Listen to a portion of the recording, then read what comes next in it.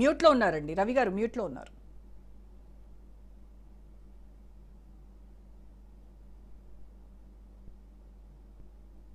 మ్యూట్లోనే ఉన్నారండి, అన్మ్యూట్ చేయండి.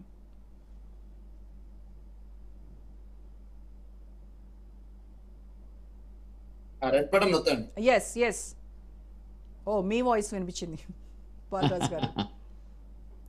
రైట్ అండి, ఓకే. ఈలోగా మీరు కొంచెం సెట్ చేసుకోండి, నేను బీజేపీ నాయకులతో మాట్లాడతాను. సో వెంకటరెడ్డి గారు, చెప్పండి మేడం. రాష్ట్రంలో నేను ఇందాక చెప్పినట్టుగా చాలా సమస్యలు ఉన్నాయి, ఎక్కడికక్కడే ఉన్నాయి. హామీలు పూర్తి స్థాయిలో అమలు కానటువంటి ఇది చూస్తున్నాము. ఇటు ప్రతిపక్షంగా మీరు, బీఆర్ఎస్ కూడా వీటిపైన పోరాడుతూనే ఉన్నారు, ఇంకెప్పుడు ఇంకెప్పుడు అని. అయినప్పటికీ కూడాను వాటన్నింటినీ పక్కన పెట్టి అంతర్గతంగా జరుగుతున్నటువంటి ఇవే హైలైట్ అవుతూ ఉన్నాయి. సో ఏంటంటారు కాంగ్రెస్ పరిస్థితి? ఇప్పుడు ఒకటి మేడం, కాంగ్రెస్ డిఎన్ఏని నేను ఒక 50 సంవత్సరాల నుంచి పరిశీలిస్తున్నా. కాసు బ్రహ్మానందరెడ్డి, సంజీవరెడ్డి, విబి రాజు, డాక్టర్ మరి చెన్నారెడ్డి, నేను అప్పటికి డిగ్రీలో ఉన్నటువంటి పరిస్థితి. అది ఒక గ్రూపుల తగాదా ఉండేటువంటి కుంపటేది కాంగ్రెస్ పార్టీ.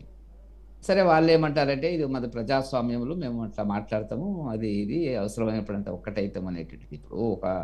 ఇప్పుడు అప్పట్లో వచ్చేటువంటిది ఏంటంటే 50 ఏళ్ల కింద బిబి రాజు గారిని లోపల పెట్టకూడదు, లోపల పెడితే సమస్యలు వస్తాయి. డాక్టర్ మరి చెన్నారెడ్డి గారిని బయట పెడితే సమస్యలు వస్తాయి, సమస్యలు సృష్టిస్తుంది. నిజానికి అది తెలంగాణ ఉద్యమం అట్లా జరిగినటువంటి పరిస్థితి కనపడుతున్నటువంటిది. కాంగ్రెస్, రెడ్డి కాంగ్రెస్, వై కాంగ్రెస్, రకరకాలుగా బ్రహ్మానంద రెడ్డి కాంగ్రెస్, కాంగ్రెస్ విడిపోయినప్పుడు బ్రహ్మానంద రెడ్డి గారి కాంగ్రెస్ ఒకటి దేశవ్యాప్తంగా ఒక రెడ్డి కాంగ్రెస్ అనేటువంటి దాని కింద అవతరించింది. నేను ఎందుకు ఈ ఉదాహరణలు చెప్తానంటే నాకు జ్ఞాపకం ఉంది కాబట్టి.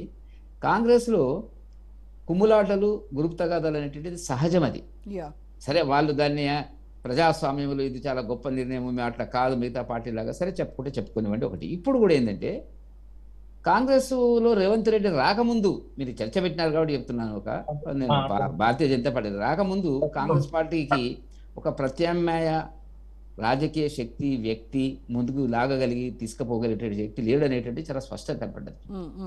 రేవంత్ రెడ్డి గారు వచ్చిన తర్వాత దానికి రూపు వచ్చింది. ఒక 4-5 నాయకులు ఆ పార్టీలో జాయిన్ అయినటువంటి పరిస్థితి.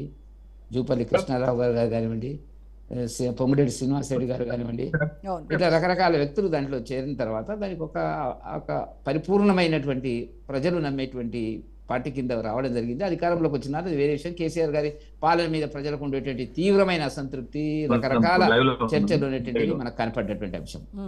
ఇప్పుడు అధికారంలోకి వచ్చిన తర్వాత ఆయన క్యాబినెట్ కూర్పు కూడా మీరు ఆలోచిస్తే ముఖ్యమైనటువంటి ట్రబుల్ షూటర్స్ ఎవరైతే ఉన్నారో వాళ్ళకు ముందు పదవులు ఇచ్చినాడు, క్యాబినెట్లోకి తీసుకున్నాడు, అతి ముఖ్యమైన పదవులు ఇచ్చినాడు.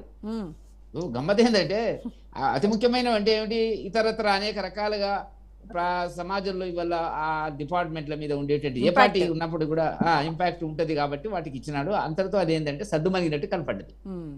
రాజగోపాల్ రెడ్డి లాంటి వ్యక్తులను అంత కొంత అదే ఎక్కువగా మాట్లాడేటువంటి వ్యక్తులను అక్కడ పక్కకు పెట్టాడు, అట్లాగా పెట్టాడు, ఏదో ఆశ చూపిస్తున్నారు. 1-2 మంత్రి పదవులు ఏం మిగిలినో అదే పద్ధతిలో నడుస్తున్నటువంటి పరిస్థితి.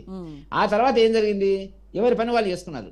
నర్రా విజయ్ కుమార్ గారు పర్ఫెక్ట్గా చెప్పేటువంటిది ఏంటంటే ప్రభుత్వం ఏర్పడిన తర్వాత ఎవరి పనులు వాళ్ళు చేసుకున్నారు, ఎవరి అవకాశాలు, ఎవరి అవసరాలు అవన్నీ కూడా అయిపోయిన తర్వాత ఇవాళ చర్చ ఏమొచ్చిందంటే 32 మాసాల తర్వాత ఇచ్చిన హామీలు, గత ప్రభుత్వం కేసీఆర్ గారు ఇచ్చిన హామీలు నెరవేరలేదనేటువంటి దాని కిందనే కొన్ని సంక్షేమ కార్యక్రమాలు అవునన్నా కాదన్నా కేసీఆర్ గారు చేసినప్పటికీ కూడా ప్రజల ఆకాంక్షల మేరకు పనిచేయలేదు అనేటువంటి దాని మీద విమర్శలతో ఆ పార్టీని పక్కకు పెట్టినటువంటి సందర్భం. నేను దాని గురించి అంతకంటే ఎక్కువ మాట్లాడను.